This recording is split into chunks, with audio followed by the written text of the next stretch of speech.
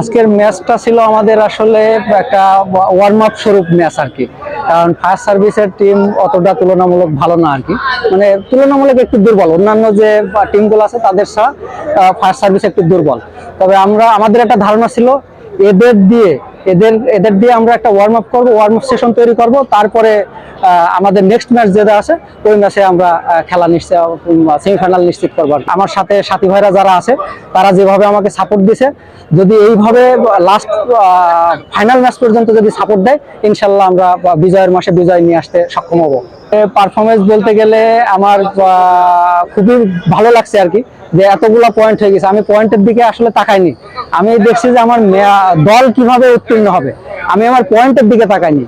হয়তো পয়েন্ট দেখছি যে লাস্টের দিকে হয়তো আমি ম্যান অফ দ্য ম্যাচ হয়েছি, কিন্তু আমি পয়েন্টের দিকে তুলনামূলকভাবে পয়েন্টের দিকে আমি তাকাইনি।